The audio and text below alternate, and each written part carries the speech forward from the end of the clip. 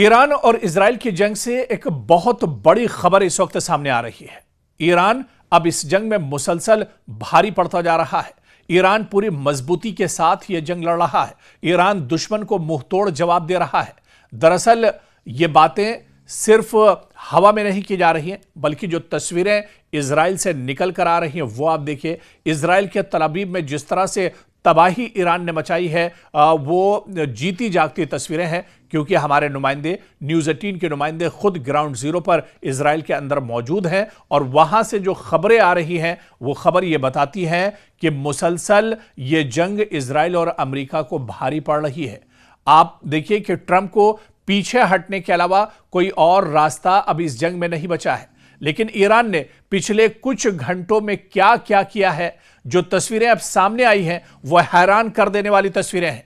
Israel के भी होश उड़ चुके हैं और ईरान ने अब आज़रबाईजान के एयरपोर्ट पर हमला कर दिया है। यह हमला ड्रोन के जरिए किया गया है। सबसे बड़ी बात यह है कि इस वक्त पूरा मिडिल ईस्ट गैर मुस्तहकम हो चुका है। मिडिल ईस्ट का कोई भी ऐसा मुल्क नहीं है जो यह समझे कि इस पर हमला नहीं हो सकता। यह भी एक पैगाम देने की दरअसल कोशिश हो सकती है ईरान की।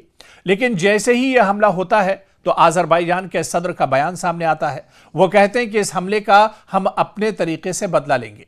इसी वजह से पूरे मिडिल ईस्ट में इस कदर शदीद हमले देखने को मिल रहे हैं, क्योंकि अब इनके पास कोई एक ऐसा शख्स नहीं है जो इन्हें एक वाज़े हदफ दे दे या हिदायत दे दे।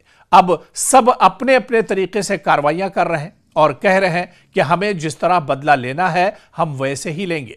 इसी वजह से आज़रबाईजान पर हमला किया गया। आज़रबाईजान पर हमले की एक बड़ी वजह यह भी है कि इजराइल और आज़रबाईजान के ताल्लुकात काफ़ी अच्छे हैं। इनके फौजी ताल्लुकात भी मजबूत हैं। आज़रबाईजान इजराइल से काफ़ी ज़्यादा ड्रोन खरीदता है और दीगर फौजी साजो सामान भी लेता है। और इसी वजह से आज़रबाईजान ईरान के लिए कहीं ना कहीं एक खतरा जरूर है, क्योंकि ईरान चाहता है कि उसके खिलाफ कोई भी जंग इस्तेमाल ना हो सके इस जंग में।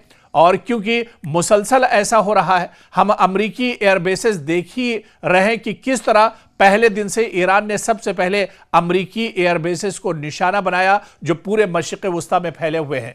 इजराइल में पहले दिन कम हमले हुए थे, लेकिन तकरीबन 400 मिसाइल पूरे मिडिल ईस्ट में दागे गए थे। इजराइल में इस वक्त सबसे कम हमले हुए थे जब सबसे ज्यादा हमले कतर में हुए थे। और अब आप देखिए कि अब ईरान ने भी अपने हमलों में शिद्दत लाई है। दरअसल चाहे आज़रबाईजान की बात करें, जहां पर अब जंग का दायरा लगातार बढ़ गया है, आज़रबाईजान में भी ईरान ने हमला किया है। इसके अलावा आप देखिए कि कब्रस में भी, जहां पर ब्रिटेन का एयरबेस है, जिस एयरबेस को दरअसल ब्रिटेन ने ये कहा था कि वो इजराइल को एक तरह से देगा या अमेरिका को इस्तेमाल के लिए देगा, तो कब्रस में अभी इस एयरबेस को भी ईरान ने निशाना बनाया। यानी ये सिर्फ जंग तेहरान से तल अवीव तक नहीं है, या ये जंग सिर्फ मिडिल ईस्ट की नहीं बची है, बल्कि इसके बाहर आसपास के जो ममालिक हैं, जो दरअसल अमेरिका और इजराइल के साथ खड़े हैं, जो अमेरिका और इजराइल के अलायंस हैं, उन्हें भी अब लगातार इस जंग में निशाना बनाया जा रहा है। दुश्मनों को अब पूरी तरह से खमियाजा दरअसल भुगतना पड़ रहा है। और जैसे जैसे ये जंग बढ़ती जा रही है वैसे वैसे अब ईरान भी गियर बदलता जा रहा है। ईरान ने भी अब एक्सीलेटर पर एक तरह से पैर रख दिया है और अब तेजी के साथ ईरान की तरफ से भी ताबड़तोड़ हमले किए जा रहे हैं। जिस तरह से यह खबर तल अवीव से आई थी और इजराइल ने यह खबर दरअसल वाजे की थी कि ईरान की तरफ से खुर्रम शहर 4 मिसाइल का इस्तेमाल किया गया है। यह दरअसल एक क्लस्टर नुमा मिसाइल है जो दरअसल अपने हदफ तक पहुंचने से पहले ही हजारों बम एक साथ निकालती है और जो तकरीबन 8-10 किलोमीटर के दायरे पर एक साथ हमला कर सकती है। तो अब इस जंग का दायरा भी बढ़ रहा है और इस जंग में और भी ममालिक एक तरह से शामिल हो रहे हैं, और यह बताने के लिए काफी है कि जंग अब और ज्यादा खतरनाक होती जा रही है और इजराइल और अमेरिका के पसीने इसी वजह से अब लगातार छूट रहे हैं।